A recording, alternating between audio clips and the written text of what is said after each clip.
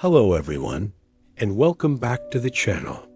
Today, we're diving into a story that will tug at your heartstrings, a tale of love, loss, and a promise that somehow got lost in time.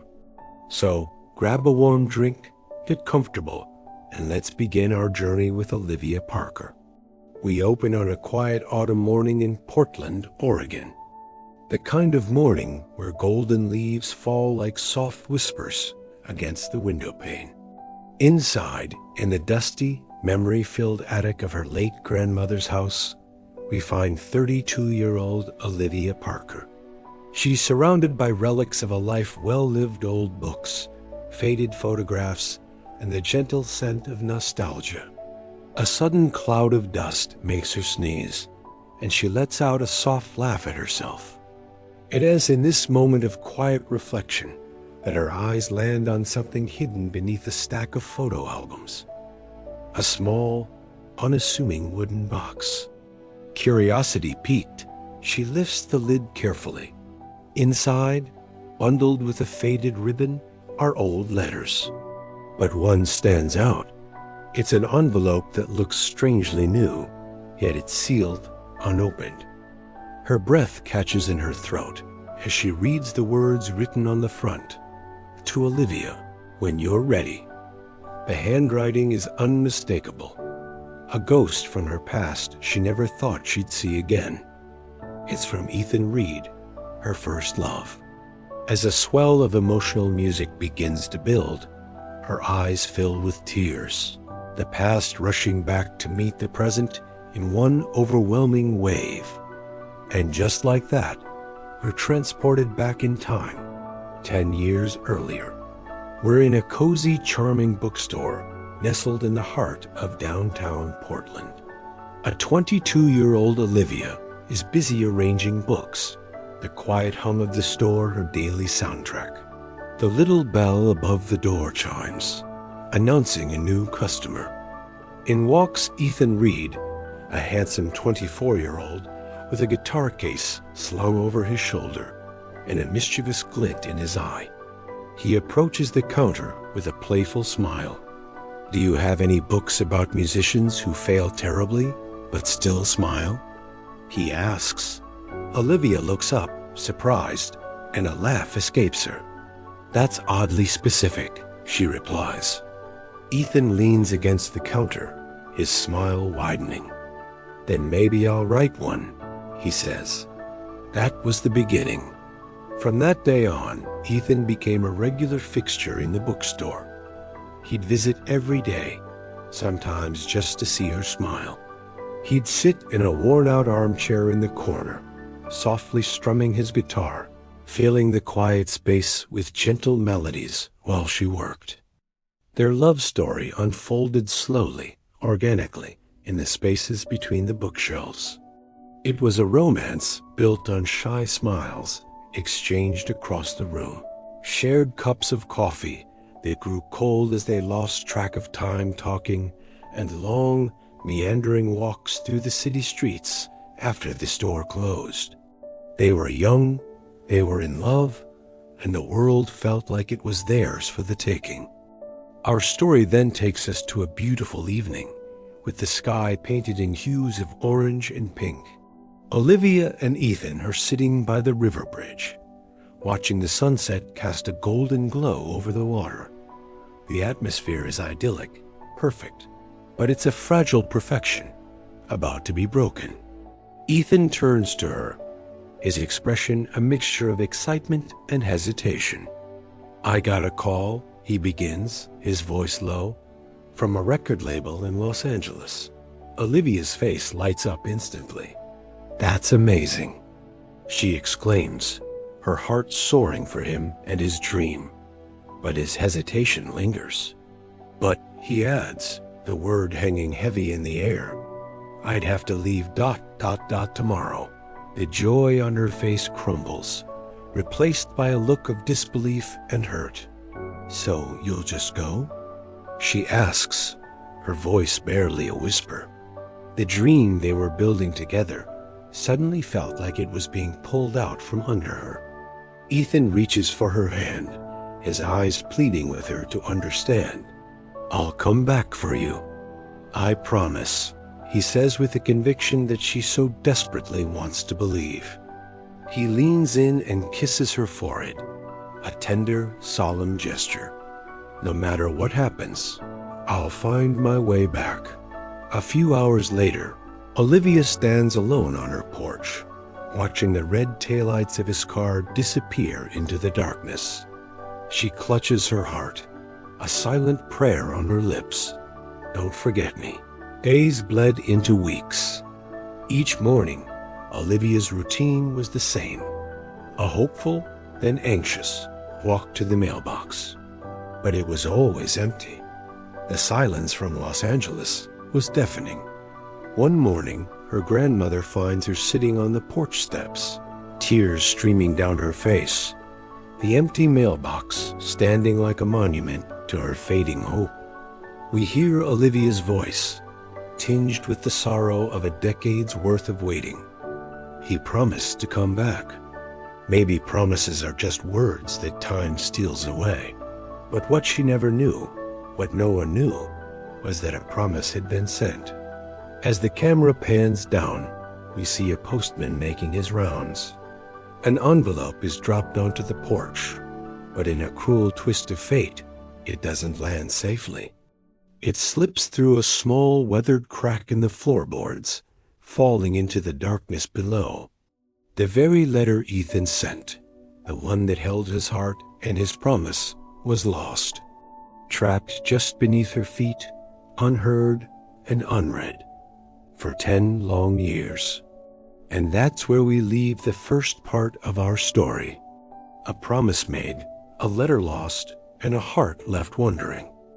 What happens when Olivia finally reads the words Ethan wrote all those years ago? We'll find out soon. Thank you so much for watching with me today. I used to count the days. Then I stopped because hope hurts when it grows too heavy. The years blurred together, each one a quiet echo of the last. Then I met David. He wasn't Ethan, but he was kind, he was patient, he was safe. And for a while, I thought maybe that was enough. We built a quiet life, a fragile peace. But on another rainy night, that peace was shattered by a phone call. In the blinding light of the hospital, I lost the man who stayed.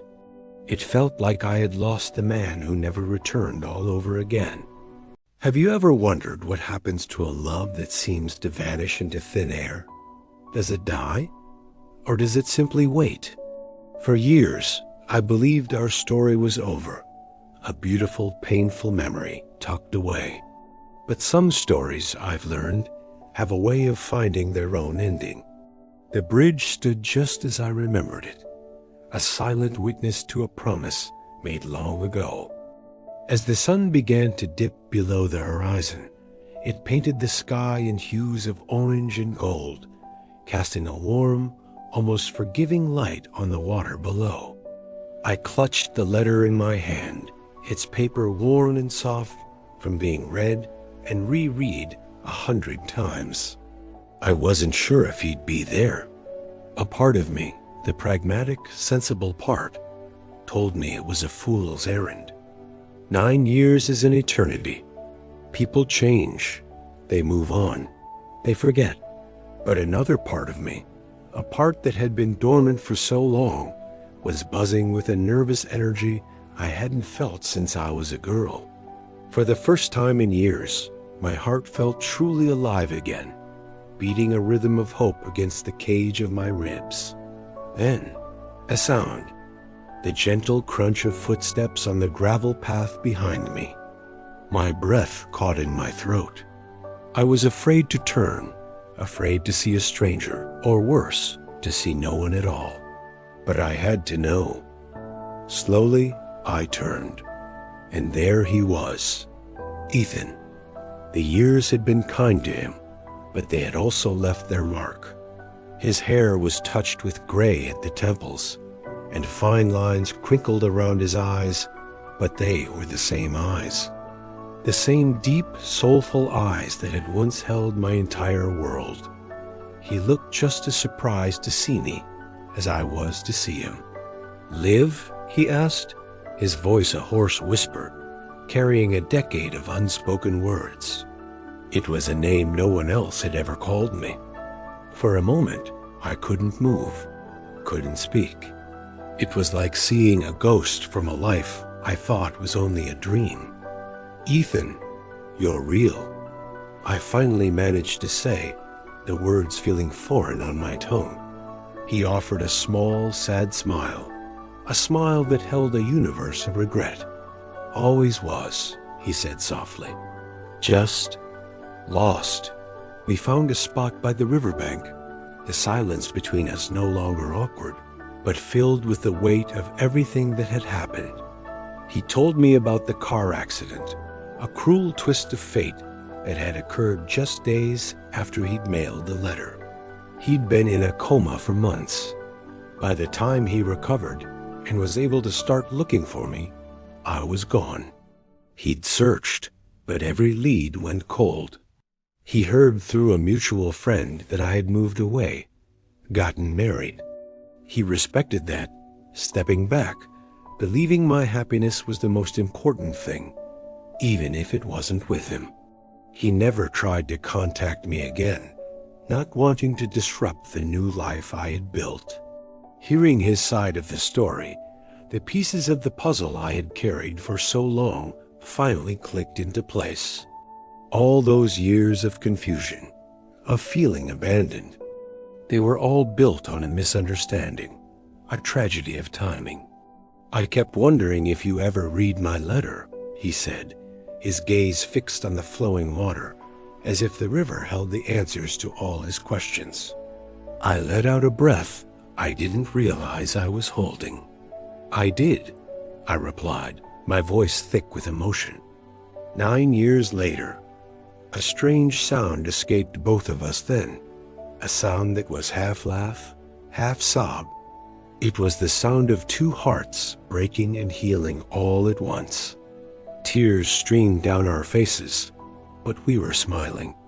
"I thought time had erased me," he confessed, looking at me properly for the first time. "I thought you'd forgotten." I shook my head, reaching out to gently touch his hand. The contact was electric, familiar. "Time doesn't erase love, Ethan," I whispered. "It just hides it until you're ready to find it again." He reached for the worn guitar case that had been resting beside him, a relic from our shared past. He unlatched it, and the familiar scent of old wood and memories filled the air. He lifted the guitar, his fingers finding their place on the frets as if by instinct.